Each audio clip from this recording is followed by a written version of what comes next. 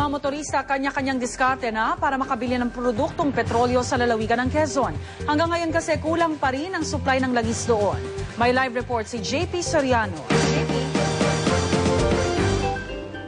Rhea, tila mas lalo pa nagiging pahirapan ang paghahanap ng diesel dito sa ilang probinsya sa Quezon dahil hanggang ngayon ay wala pa ring supply ng diesel sa ilang o maraming branch nila.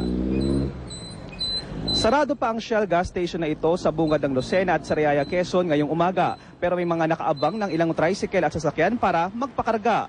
May rasyon na diesel na na-deliver kahapon pero mabilis itong naubos kaninang madaling araw. Dahil mahigit 10,000 liters daw ng diesel ang nilarasyon sa kanila pero ngayon nasa 6,000 liters na lang ito pababa.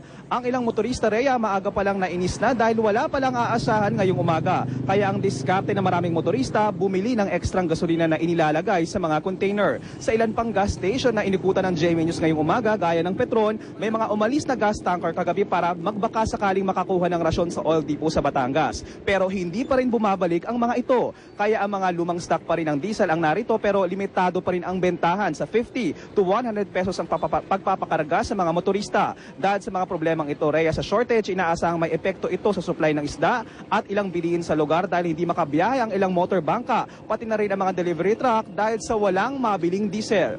Rhea, samantala, nilinaw naman ng mga nakausap natin mula doon sa bakery na hindi raw totoo yung mga balitang lumalabas dito sa Quezon na nagpoprotesta sila kaya sarado ilang branch nila. Sadyang wala lang daw talaga dumarating na rasyon hanggang ngayon. Rhea. Maraming salamat, JP Soriano, nag-uulat live mula sa lalawigan ng Quezon.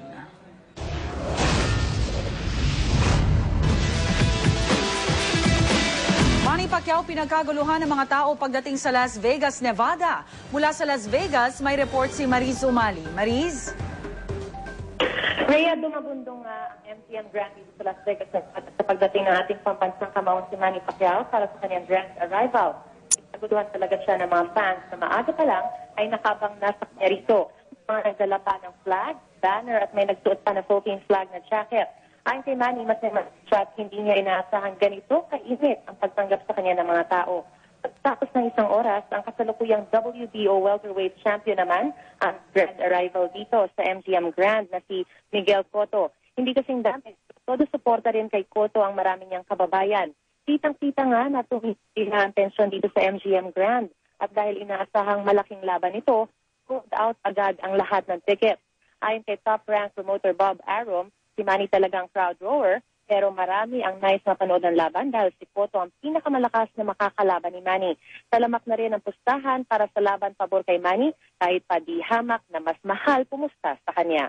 At yan ang pinakasariwang balita mula rito sa Las Vegas, Nevada. Rhea? Maraming salamat. Mariz Umali, nag-uulat mula sa Las Vegas. Para makatanggap ng mga pinakabagong balita via text, type lang ang GMA News Space On at isend sa 4627. At yan po ang mga unang balita sa umagang ito. Para pa rin sa mga nagbabagang balita, tumutok lamang dito sa GMA.